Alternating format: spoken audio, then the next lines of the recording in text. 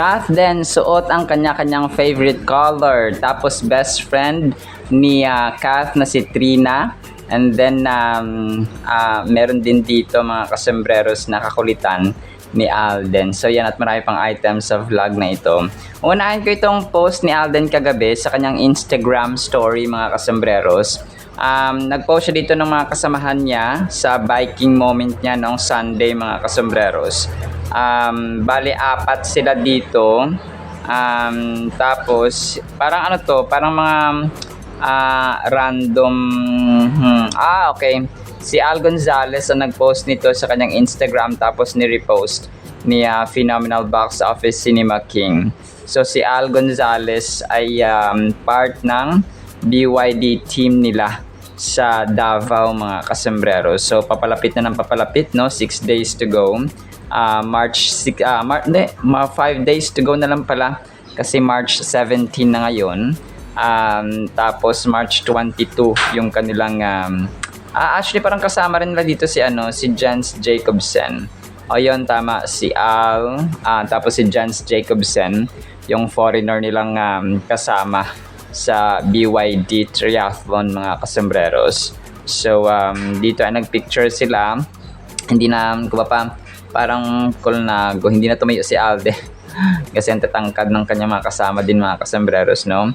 So si kuya ay yung isa parang nagmukha na siyang estudyante at saka maliit. So mga 6-footer ito sila, no?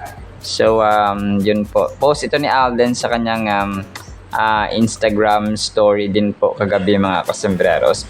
Tapos ito yung ibang angulo doon sa may Stars on the Floor ni Alden na post kagabi ng ATM mga kasembreros. Tapos ito yung nasa gilid siya mga kasembreros. Tapos yung si Marian yung parang 4, 3, 2, action. Tapos late ko na kasi nalaman ng kwento mga kasembreros na yun nga, no? Talagang sabi dito ni late ko na nalaman ng kwento na yung car wash girls tapos car wash boys, no? Sina Alden naman yung request ni Marian na gumawa ng gantong action or gantong dance moves nga mga kasembreros. Sabi niya dito ay parang dito yung nakakagod na naman ng tuhod yung sa sahig niya mga kasembreros. Sabi niya dito ni Marian ay bibigyan kita na papadalan kita ng pansit, sabi nga ni Ma'am Marian Rivera mga kasembreros. So ang cute lang ng dalawang ito, no? Talagang go na go at saka Gina GC Alden mga kasembreros kapag request ni ate yan niya kahit na minsan buwis buhay. Tuhod. Kasi diba, tuhod. Tapos yung tuhod ni Alden may sugat-sugat pa sa pagbibisikleta. Tapos dito naglinis sa hig na naman siya, di ba? So parang medyo nati-trigger yun minsan kapag meron na siyang diferensya yung tuhod niya. Tapos kinuskos niya pa sa sahig kasi nga nagsumayaw siya. Ay yun. Pops Alden, ako ang katawan natin, magbabike ka pa at saka magta-triathlon. So ito si Marian talaga nagre-request no? Siya yung suspect mga kasembreros. Pero joke lang po. Naglalambingan lang ang dalawang ito sa bawat isa. Tapos si Kath nag-post din siya or pinost niya rin yung mga pictures nila mga kasembreros doon sa kanyang Instagram story. Yung pinost din natin kagabi from Dimples Romana. So late ko na nakita or parang late na nag-post si Kath sa kanyang mismong Instagram mga kasembreros. So pero yun, no? Ito yung kasama niya yung mga babies ni Dimples Romana, no? Ni ate Dimples niya mga kasembreros. Tapos yung isa dito ay kasamahan niya sa Summon Sunday na shoot mga kasembreros. So pero same lang din ang mga pictures nung finlash natin kagabi mga kasembreros. So ito lang po ay post ni Ma'am Catherine sa kanyang Instagram or ni-repost niya sa kanyang Instagram story.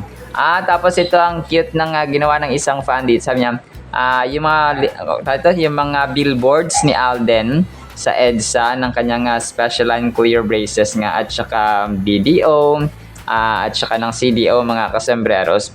Sabi niya sa POV niya dito yung humingi ka ng sign tapos puro billboard ni Alden nakikita mo.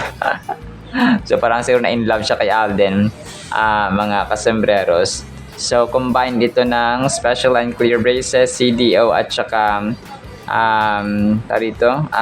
CDO at saka BDO, mga kasembreros. Pati rin pala yung dito, yung white flower na billboard, mga kasembreros. So combined at saka dito parang pinagtabi-tabi na niya or kinumpal na niya, mga kasembreros. So, apat na endorsements ni Pops Alden. Special and clear braces, CDO, BDO, at saka white flower.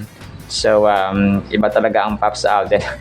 So, kahit saan nakikita mo. Grabe, no? Nung una, sabi niya, pangarap niya lang na makita yung kanya mukha sa billboard. Tapos, ngayon ay kagaya ni Ann Curtis.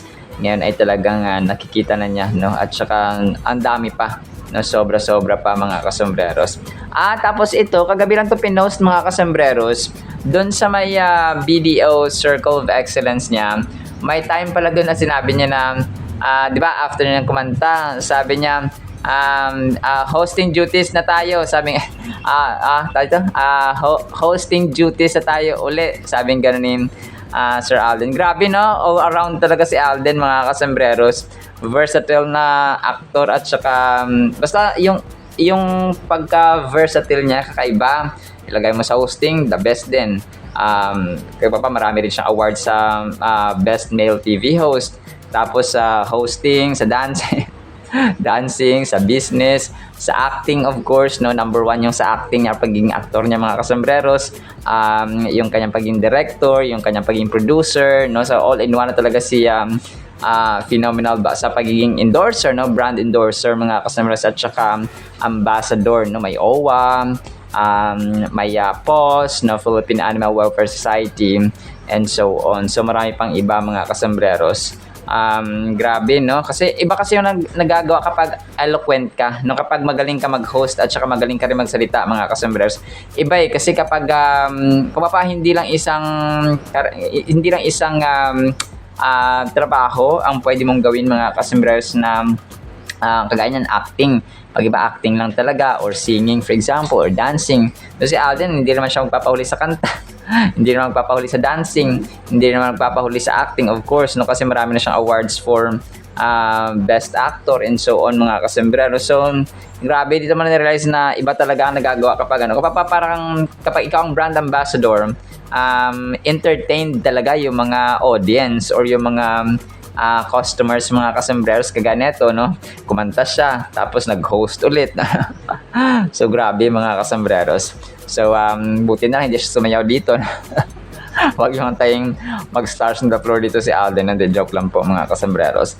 So kasi ito po ay BDO naman na Circle of Excellence. Tapos ito, yung best friend ni ni Kath, mga kasembreros, na si Trina, na parang pinost kagabi ng isang admin, mga kasembreros. So si Trina Uitingco, ito yata siya, pero dito yung mga best friends days pa nila ito, mga kasembreros, na throwback lang kagabi ng isang admin, no, yung picture ni Trina at saka ni Aris De Santos. So yun, and alam naman natin yung kwento na about kay Trina at saka kay Kath, mga kasembreros, na yung nag-unfollowhan nga sila sa Instagram or sa social media accounts nila, mga kasembreros, dahil nga daw dito kay Mayor Mark Alcala. Hindi kasi malinaw, no? Puro mga speculation at saka lang kasi yun, rumors, mga kasembreros, kung yun talaga yung dahilan na in-unfollow ni Kat si Trina, mga kasembreros. So pero yun, no, pero ito pa ay throwback lang, mga kasembreros, siguro naka-move on na. At saka si Ma'am Catherine kasi mabilis maka-move on, and then hindi siya nagtatanim ng sama ng loob, kasi nga sabi nga niya kay Tito Boy dati, parang kahit yung breakup nila ni Daniel Padilla, parang everything happened for a reason. So kasi kung hindi yun nangyari, baka ibang Kath yung dito yung haharap sa tao or haharap sa kanila, mga kasembreros.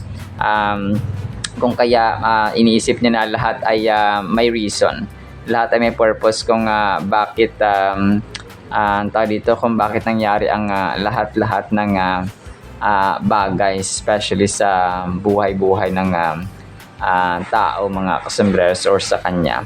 So, she totally moved on, at saka yung mga tao rin sa paligid niya ay naka-move on na rin, mga kasembreros, of course. Tapos, major item tayo. Kath din, no? Suot yung kanilang si Alden suot niya yung green, tapos si Ma'am Catherine suot niya yung blue. So yung blue favorite color ni Tisoy, tapos ang green naman ay favorite color ni attorney, of course, mga kasembreros. So late ko na to nakita nung pinost ito kagabi kasi ng isang admin, no, Kathleen admin, mga kasembreros, na yung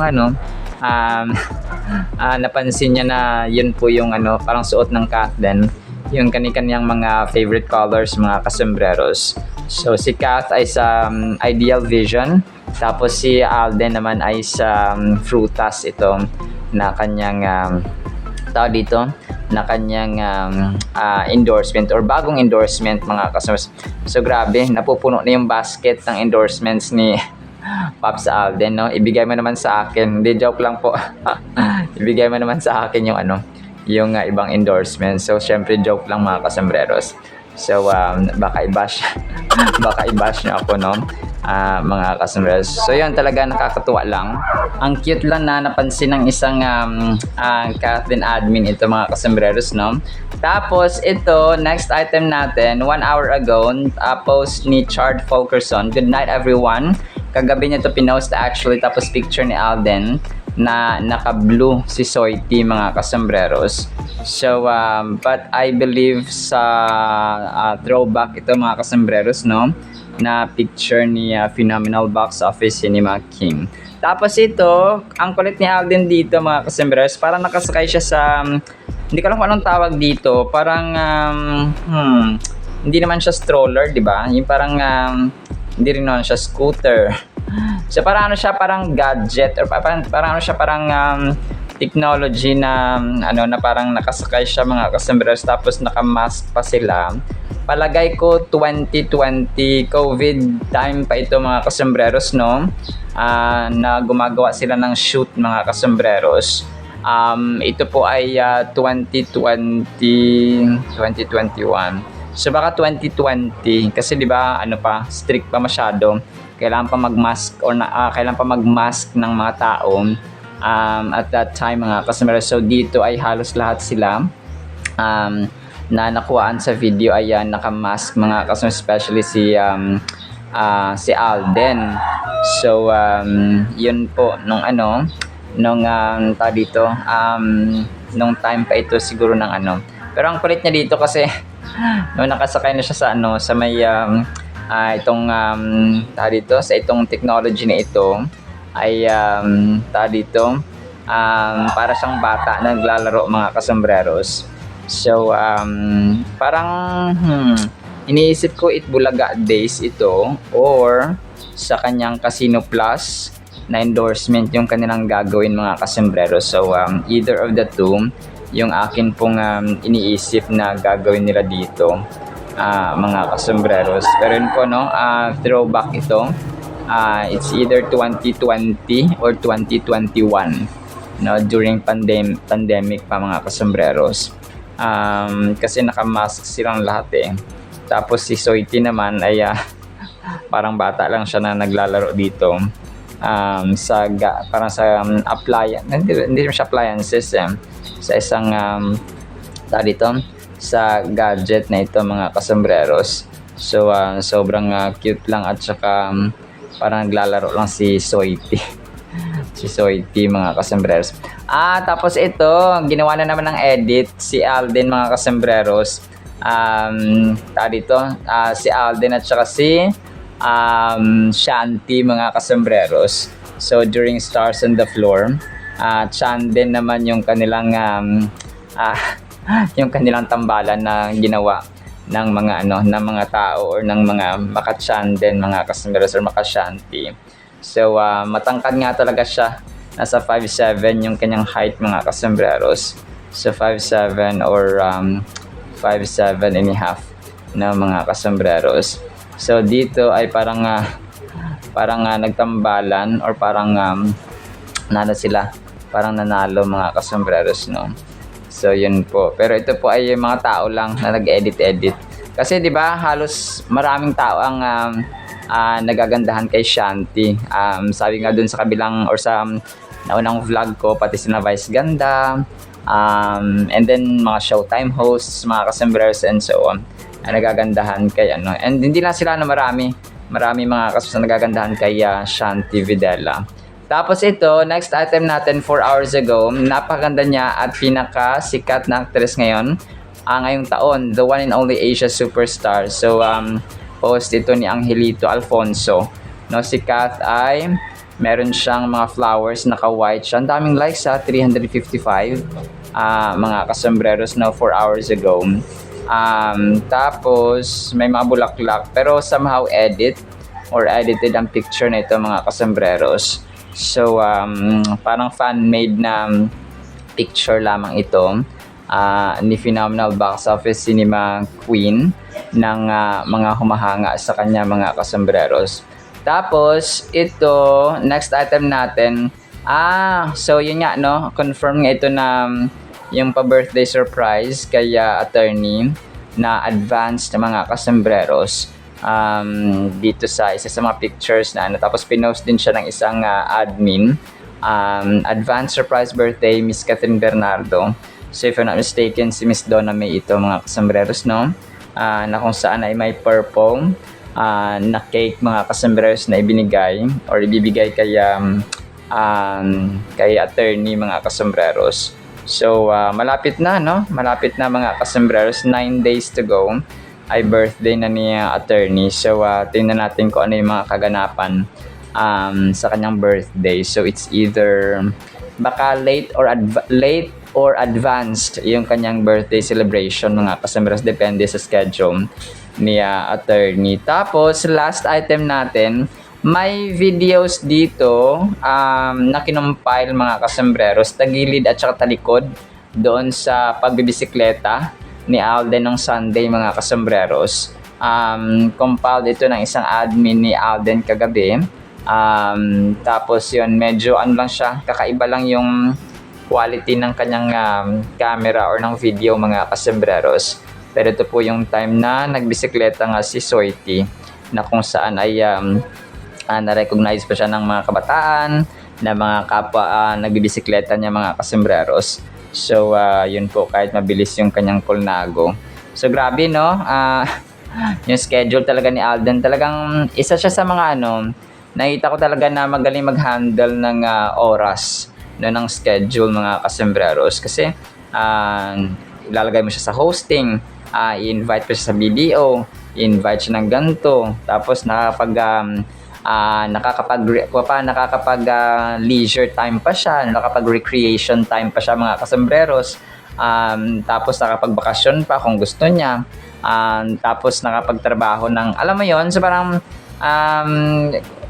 parang balanced lifestyle talaga si Phenomenal Box Office Cinema King. So isa siya sa mga hinahangaan ko na kung paano mag-handle ng oras or schedule sa kanyang daily activities, na kung isipin mo, isa na siyang Phenomenal Box Office Cinema King at sobrang busy, no, talaga sa kanyang mga ginagawa sa buhay. And yet may panahon siya talaga sa kanyang gustong gawin sa buhay mga kasambreros. So keep it up, no, Sir Alden Richard. May BYD pa siya, no, triathlon. Tapos may Love Siargao na nag-aantay. May mga international projects pa na kaya pa ba, Pops, no? March pa lang, Sir Alden. So pero yun po, no, yun lamang sa ating Kathleen items.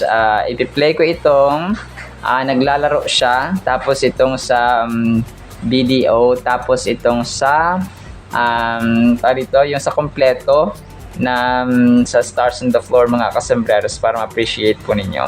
Tapos ang salita ng Panginoon, of course, na sobrang mahalaga sa ating buhay. Isang pinagpalang araw po sa bawat isa. Hosting duties na tayo ulit. Thank you so much po to everyone. It's really good to see all of you here. And now, From bringing our messages to the market, we now turn to the people who safeguard accuracy, accountability, and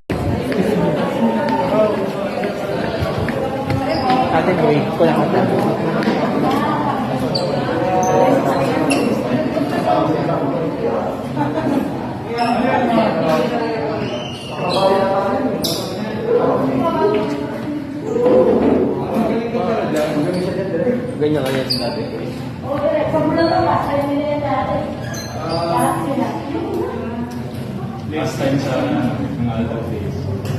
Talaga. Sweet cake yan eh, no? Noon, yung birthday ko rin, sinusap ko dahil. Pinagkanta nila ako kung stakes na nito. Yan, yan. Kasi nilagyan nila ng fireworks. So, pagkita ko ng ganun. Fireworks. Hindi ka nasakit. Ang sakit lang sa mata. Ano ako talaga gusto ko na ganyan? Saan ba na kami tayo? Alam ako makita. Alam ko. Ang malabot yata. Sa hospital. Una to. Kasi close read eh, no? Hindi ako umarap. Ang mo dito, kaya may fake kasi dito eh. Oo, tingin kami eh. Pagbulan sila ng hindi kami. Anong linis close read? Ang dami siguro doon. Let's go! Rolling 5, 4, 3, 2, action!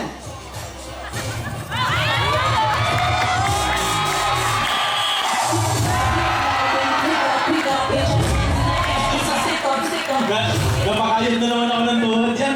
Mamaya, pagod na lang kita pansin. Ang ating word of God mga kasembreros ay usapang betrayal or pagiging traidor. Ang title natin ay Traidor with Benefits. Bakit kaya ganito mga kasembreros, no? Matthew chapter 26 verses 14 hanggang 16. Then one of the 12 called Judas Iscariot, si Judas mga kasembreros, went to the chief priests, tapos 15, and said, "What are you willing to give me if I deliver him to you?" Si Jesus Christ mga kasembreros. So dito nagsimula yung pag-betray or pagtatraidor ni Judas mga kasembreros kay Lord Jesus Christ. And they counted out to him 30 pieces of silver. So from that time, he sought opportunity to betray Jesus or betray him mga kasembreros. So ito yung simula, alam natin yung kwento na si Judas, no, ang naghudas or nag-traidor mga kasembreros kay Lord Jesus Christ. Na kung saan ay binenta niya si Lord Jesus Christ sa halagang 30 pieces of silver. So 30 no na pilak mga kasembreros. Nasabi natin dito na traidor with benefits mga kasembreros. Alam niyo po, kagaya ng sinasabi ng Biblia ng Diyos mga kasembreros, God Himself is all-knowing. Kaya alam niya lahat, omniscient siya, no? All-knowing siya, alam niya lahat, as in lahat, as in lahat. Kasi pag meron siyang hindi alam mga kasembreros ay hindi siya Diyos. Pero Diyos siya, no? Kung kaya alam niya lahat, He's the perfect. There's none besides Him mga kasembreros. Si Lord Jesus Christ lang, si God mga kasi si Lord Jesus Christ, they're all perfect. So alam nila yung pangyayari. Kaya alam nila yung betrayal na ito, alam nila yung first, second, third sequences and so on mga kasembreros. Alam nila yung beginning, yung climax at saka end or denouement of the story. So kasi nga si God the Father ay ang nag-plan in Jesus Christ mga kasus. Pinlano nila lahat ito mga kasembreros. The betrayal, yung pagdakip kay Lord Jesus Christ, yung pagpapahirap ng mga Romano, pagpapako sa krus, pagdanak ng dugo ni Lord Jesus Christ sa krus ng Kalbaryo and so on. Everything, every detail mga kasembreros, every scene. Kung magapa sa isang direktor, alam niya yung bawat eksena. Alam niya yung angulo, alam niya kung saan kukuhaan ng camera, alam niya kung saan. Parang ganoon ang nangyari mga kasembreros. So, kagaya ni Direk Cathy, no? Alam niya kung anong tinatakbo ng kanyang pelikula, ano yung gagawin sa eksena, ano yung casting and so on mga kasembreros. So, ganun siya. And God Himself, God the Father was the greatest and ultimate, no? Na director mga kasus. Kasi alam niya yung mangyayari. Okay, alam niya, kasi sila yung gumawa no? Sila yung nagplano mga kasembreros. So as simple as that.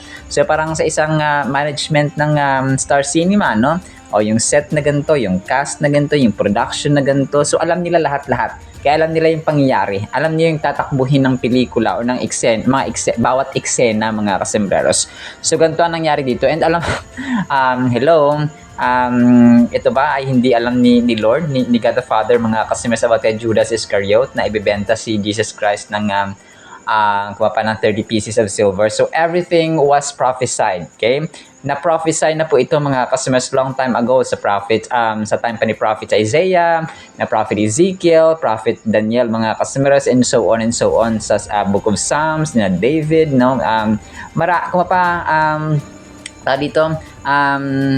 Jesus Christ came to fulfill the prophecies, mga kasembreros. Lahat ng binanggit sa Old Testament na related kay Jesus Christ, mga kasembreros, although His name wasn't revealed yet, ay fulfillment lamang. Yung kumapa yung acting moment lang ito, mga kasembreros. So yung paggawa ng script ay dun sa Old Testament, tapos yung New Testament ay yung mismo mga eksena na, yung paggawa na ng pelikula, mga kasembreros, or hindi na siya pelikula na ordinaryo, but the greatest story or love story ever told, mga kasembreros, itong si Lord Jesus Christ nga. So, traidor with benefits. Bakit natin nasabi na traidor with benefits? Because kung walang Judas Iscariot, mga kasembreros, walang ginamit ang Diyos, no, na magta-traidor, no, mag-betray, mga kasembreros, kay Lord Jesus Christ. Palagay nyo, mapapako ba si Lord Jesus Christ sa krus? Hindi, no?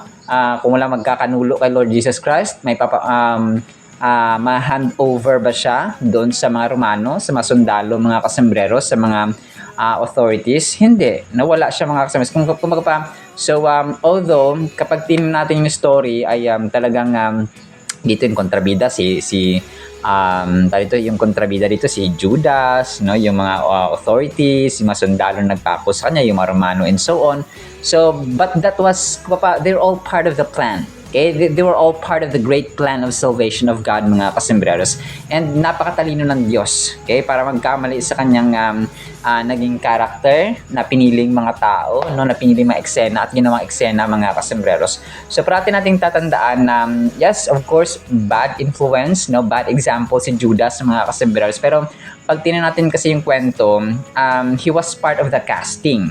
Okay, part si Judas, mga kasembreros, para may pagkanulo si Lord Jesus Christ. Kasi kapag hindi na ipako si Lord Jesus Christ sa krus, hindi siya mamamatay, walang dugong dadanak, walang maghuhugas sa kasalanan ng tao, walang salvation na mangyayari, walang redemption, walang reconciliation with God the Father na mangyayari, mga kasembreros. Naintindihan po ba natin? So ganoon po yung ibig sabihin dito na yes, he was a traitor, but with benefits.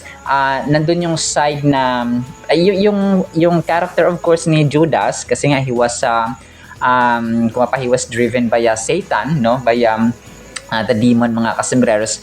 He was led by the spirit of Satan, kasi nga siya yung ginamit na character. Alam niya, parang masaklap, no, kasi alam natin yung storya, nagpakamatay si Judas Iscariot after he betrayed Jesus Christ, mga kasembreros. Napakasaklap ng kanyang character. Tayo ngayon ay napakapalad, no? We are definitely living under grace, mga kasembreros, ni Lord Jesus Christ. So kung kaya tayo po ay talagang napakapalad, no? Pinagpala, blessed tayo, mga kasembreros, kasi under tayo ngayon sa grace, no, na pabor, mga kasembreros, ni Lord Jesus Christ. So we are saved by grace, mga kasembreros. So kung kaya hindi dapat tayo nawawalan at naubusan ng pasasalamat. No, we have plenty.